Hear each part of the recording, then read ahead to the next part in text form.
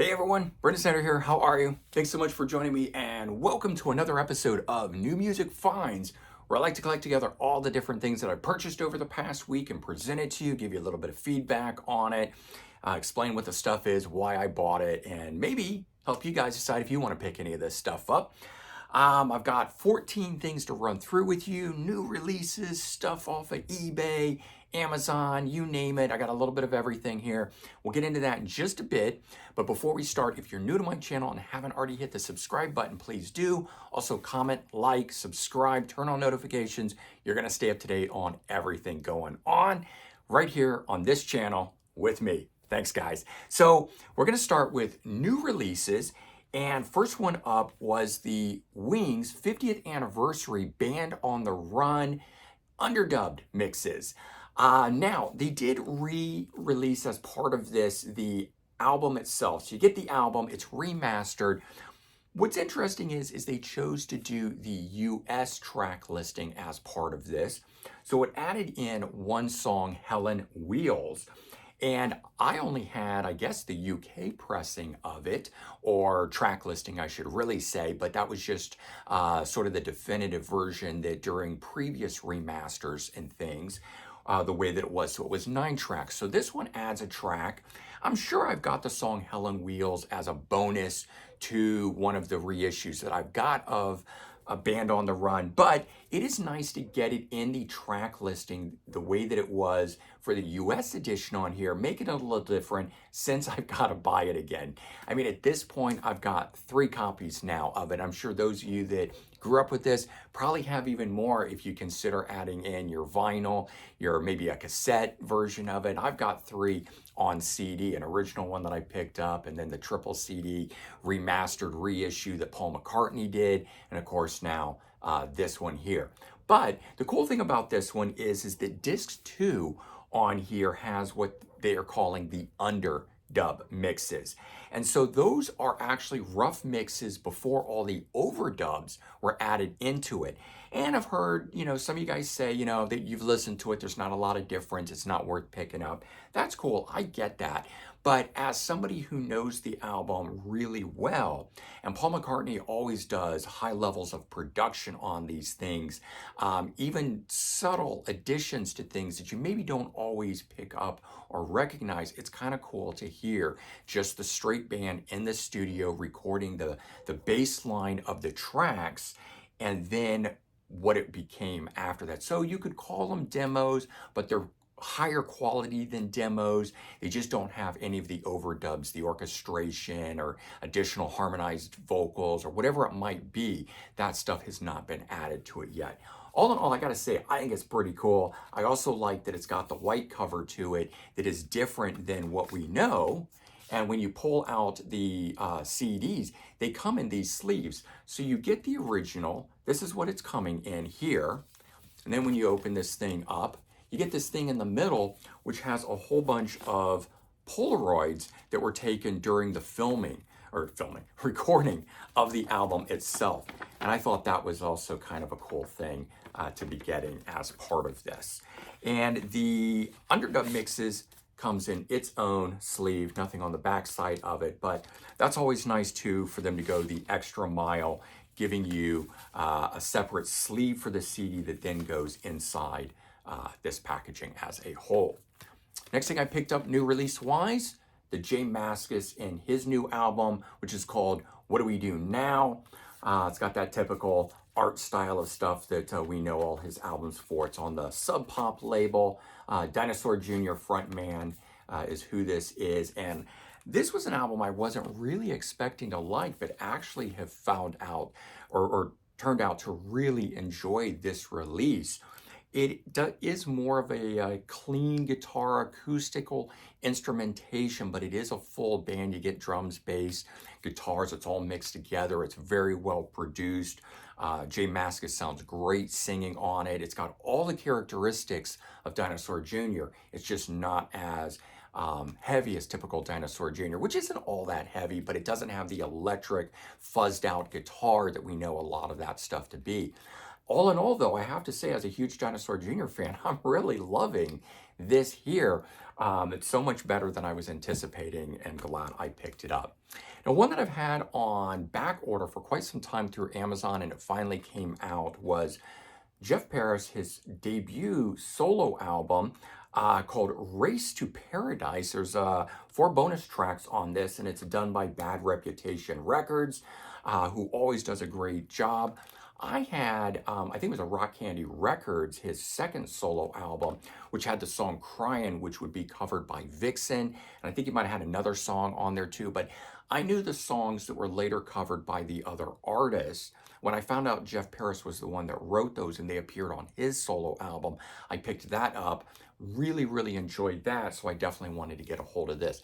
This isn't quite as rocking as that second solo album. This is definitely much more kind of typical AOR melodic rock of that era. I want to say this album might be, can't see if it's 86, 87 on here. But it's obviously, I think he was trying to find his foothold and hadn't quite found it yet. Good stuff, but a little different, so maybe give it a listen before picking it up. All right, I also picked up from Rock Candy Records, who, as you all know, we love that label. I picked up the 4th and final Ambrosia album called Rhode Island, where they kind of returned back to their more proggy roots on this one here. I had picked up 180. You guys saw that last week. I think I even mentioned that this was arriving that day when I was filming and I was waiting for it, so here it is. But I do really enjoy this, even though this is more proggy, but 180 is still their best album. That was their third. Then I actually went to Factory Records, and lo and behold, I found the first 2 Ambrosia albums, which are out of print and hard to come by. So I was super stoked about finding these. I started off grabbing this in vinyl format and was going to buy that, and then managed to find them in CDs and went and put the vinyl back and bought this. So I didn't think I would come across these. They're already hard to come by in terms of going on eBay and Amazon to get them. And so I found them, got them, enjoying them. Definitely more prog, a little less prog. Then we got into 180 before we made that return to prog with Rhode Island there. And this was an artist I was looking at probably a few months back when I was getting into synthwave style stuff, electronic keyboard, synthesizer music of the late 70s, early 80s, and Jean-Michel Jarre, Oxygen. And I looked at this, but it didn't quite click with me, so I didn't order one. I think it was kind of pricey online anyway, so I didn't end up doing it. And I found a copy of it for $4.99 at the record store, and it was just perfect. Plus, I love that art that's on here. So 6 tracks, they're all titled Oxygen, parts 1 through 6, and I think it's part 3. I could be wrong, but I think that is the one that is the popular one. But one of these, when you hear it, you'll see that's sort of his most famous song, and the rest of them are variations on a theme, which was kind of one of the reasons I didn't pick it up, because it really wasn't 6 different songs. It's like one long song that just is segmented.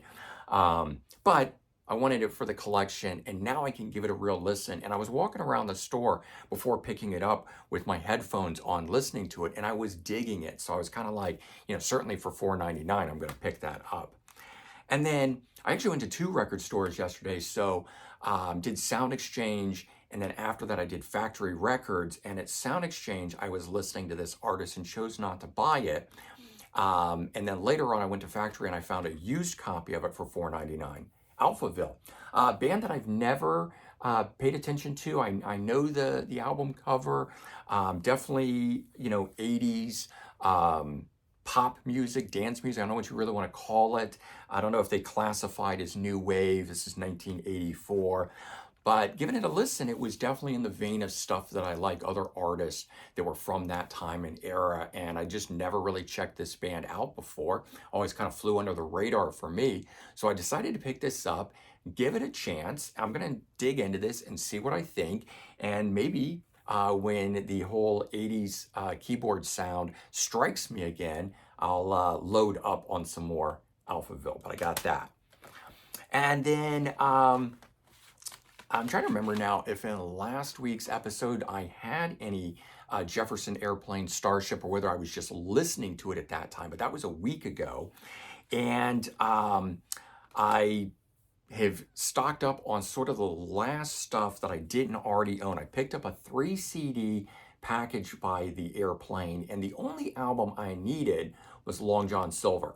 I actually have a limited deluxe edition of Bark that comes in the brown paper bag. It's a CD edition that was very cool, and I already had Volunteers, but this was $23, great deal for 3 CDs. But since it was the only way I could get a CD copy of Long John Silver, I was willing to pay the 23 just to get that. But there you go. So I completed out all my studio albums now from Jefferson Airplane.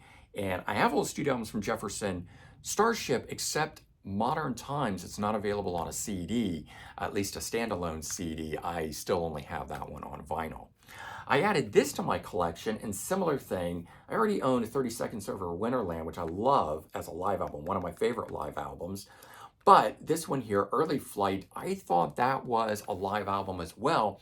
When I was reading up about the Airplane, I came across that and found out in 1974 they released this collection of unreleased songs. So when, of course, I found out it was studio material, I had to pick it up, but the only way I could get it was this twofer. So for now, this is in my collection. When I find a standalone disc on it, I'll be able to trade it out for that. This is the only other thing I didn't own by the Airplane. Bless Its Pointy Little Head, a live album from the Airplane, maybe 69, 70. It was before 30 Seconds Over Winterland, which might have been like 73. Apologize if I'm getting the dates wrong. It's just generalizing where these are for you guys so you know.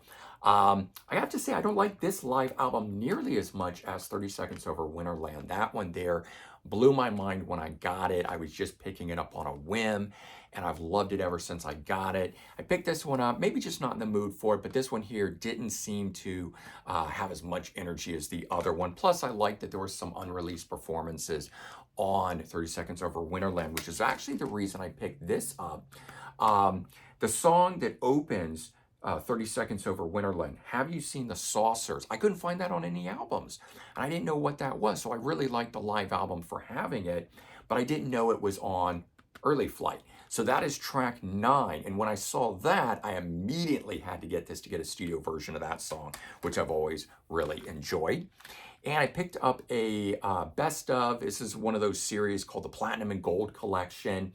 And I'm not usually into those, but I have to say whoever put these collections together from different artists did really good jobs of covering all of the albums, and in this case, not sequencing it in order. Sometimes they are, but usually they're sequenced really well.